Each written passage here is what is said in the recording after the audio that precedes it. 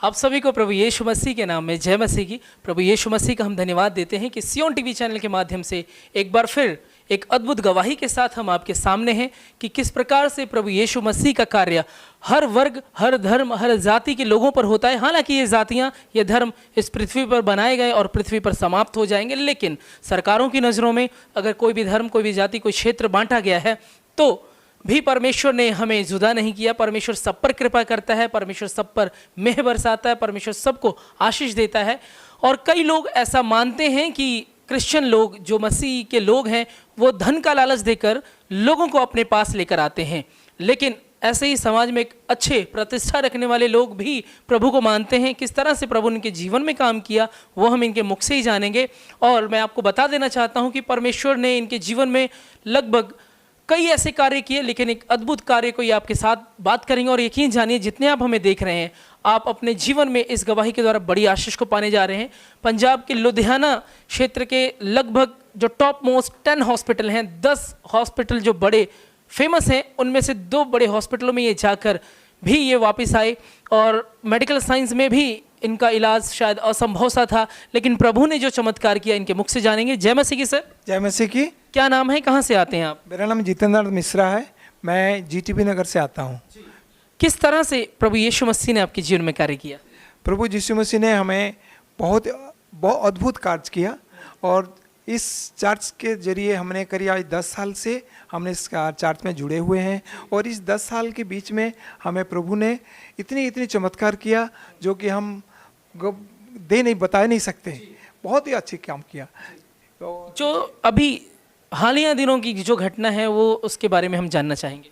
हाल दिनों में जो मैं कुछ दिन पहले मैंने मेरा 2 बेटे हैं और वो बॉम्बे में पोस्टिंग है। मैं अपने बच्चे के पास बेटे को देखने के लिए बॉम्बे चला गया था। उस बॉम्बे से जब वापस ही आ रहा था तो रास्ते में अचानक ट्रेन में मेरा तबीयत बहुत ही ख़राब हो गया, और किसी तरह से मैंने उसी हालत में मैंने घर पहुंचा। घर पहुंचने के बाद जो वाइफ को जब बताया मैंने, ऐसी मेरा कंडीशन है, मेरा पेट में बहुत दर्द है, तो वाइफ ने मेरे को डॉक्टर दिखाने के लिए सोचे और मेरे को डॉक्टर के पास लेके गए। यहाँ पे डॉक्टर ने दवाई दी, और अचानक मेरा ना जो बुखार है वो करीब 103 से 104 तक बढ़ गया। किसी तरह से बुखार कम नहीं होने पा रहा था। फिर हमने सुबह फिर डॉक्टर के पास दूसरी डॉक्टर के पास चेक करवाया। डॉक्टर ने हमने सारे चेकअप करने के लिए बोला, ये रिपोर्ट दिया जी ऑब्जर्वेशन पहले ये चेकअप कराओ, उसके बाद हम मेडिसिन देंगे। फिर हमने वो सारे चेकअप सारे जो उन लोगों ने चेक लिखा था, ब्लड से लेके, यूरिन से लेके, टूल से लेके सारे कुछ हमने चेकअप करवाया। चेकअप कराने के बाद जो रिपोर्ट हम लेके गए डॉक्टर के पास, फिर वो डॉक्टर ने दवाई दी। लेकिन हमने दवाई खाने के बाद भी हमें वो बीमारी हमारे सही नहीं होते गया। फिर भी बीमारी हर टाइम, हर रात को बीमार बढ़ते गया। जो 104 बुखार आया दूसरे दिन सुबह, फिर वाइफ ने सलाह ली जे नहीं, मेरा हालत दिन के दिन बिगड़ते जा रहा है और मेरा वेट भी घटते जा रहा है। तो सारे ने सलाह ली कि चलो एसपीएस में भर्ती कर दें। फिर वाइफ ने मेरे को और मेरा पड़ोसी को साथ लेके मैंने एसपीएस में भर्ती करवाए। एसपीएस में जब भर्ती किया तो उन लोग ने, वहाँ पे भी डॉक्टर ने सारे मेरा स्कैनिंग से लेके, एमआरआई से लेके, ऐसी कोई भी टेस्ट नहीं है जो उन लोग किया नहीं। वो करने के बाद भी उनको कोई सटीक जो बीमारी है वो बीमारी उनको पता नहीं चल रहा था।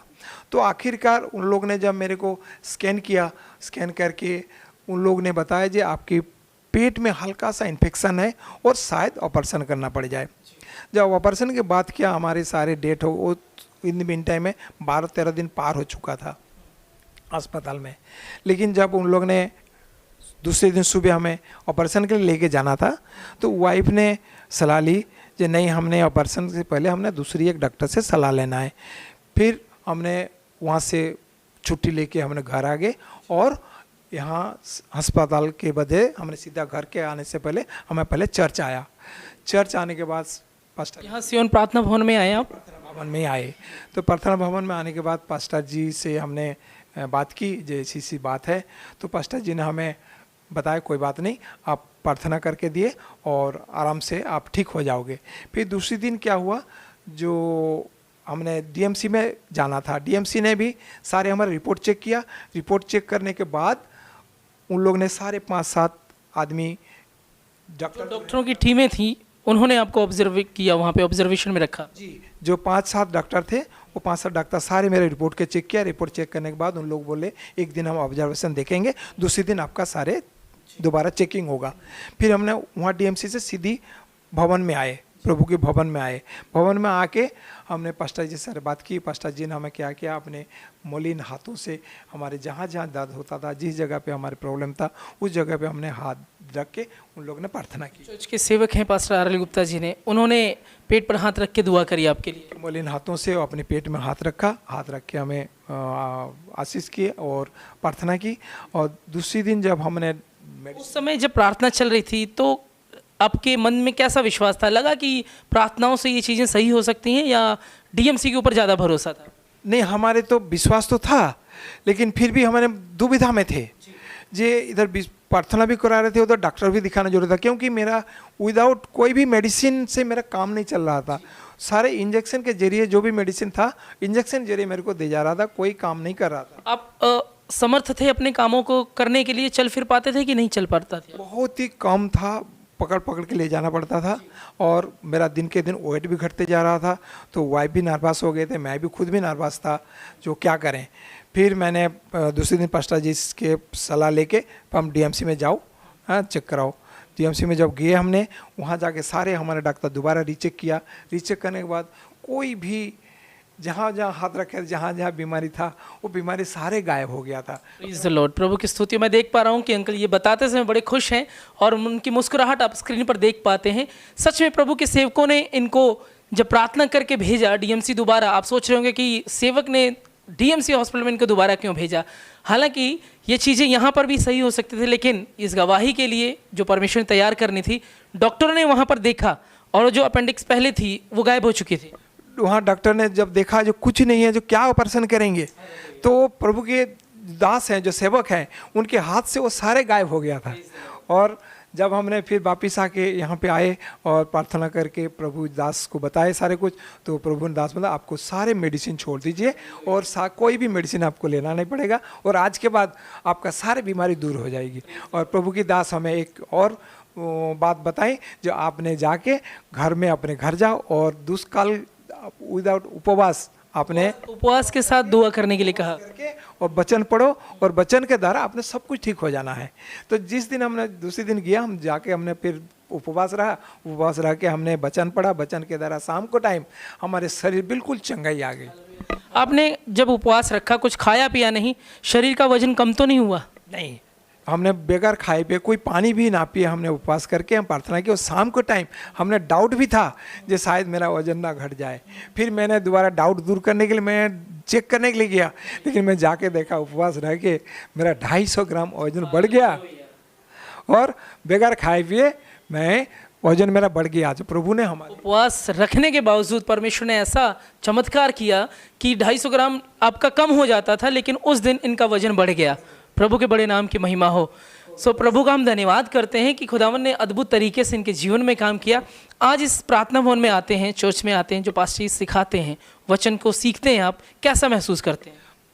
पास्टर जी का हर एक वचन, हर एक बात हमें बहुत ही अच्छाई से गहराई से सिखाते हैं, और जो कि जिसके अंदर में घुसना हो जैसे भी करके वो घुसा देते हैं। एग्जाम्पल लेके, दुनिया भर का एग्जाम्पल लेके वो अपने शरीर में घुसा देते हैं, और उसको अमल करने के लिए भी सिखाते हैं। हम जो प्रभु की बातों के ऊपर, वचन के ऊपर चल के अमल रखते हैं, वो आगे दिन के दिन तरक्की भी करते हैं और प्रभु की आशीष भी मिलता है।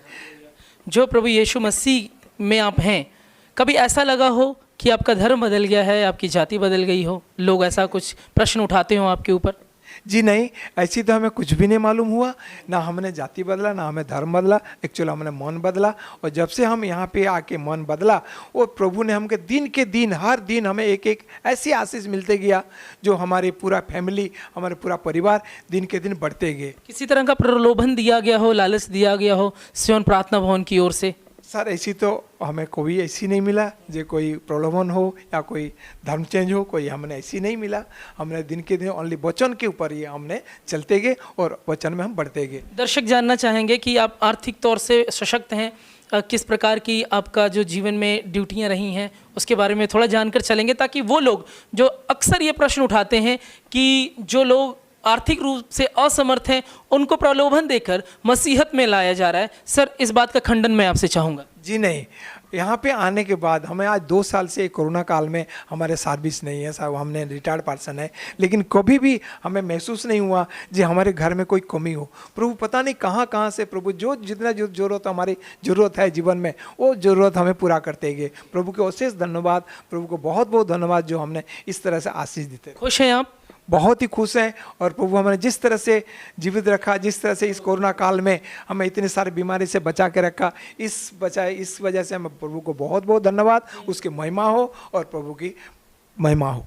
हमसे बातचीत करने के लिए बहुत बहुत धन्यवाद। सो प्रभु का हम बेहद शुक्रिया करते हैं और करते रहेंगे कि खुदावंद ऐसे ऐसे अद्भुत काम लोगों के जीवनों में करता रहे, और जो लोग प्रभु के बारे में नहीं जानते उन तक जब ये गवाहियाँ पहुँचे तो वो लोग भी आशीष को प्राप्त करें।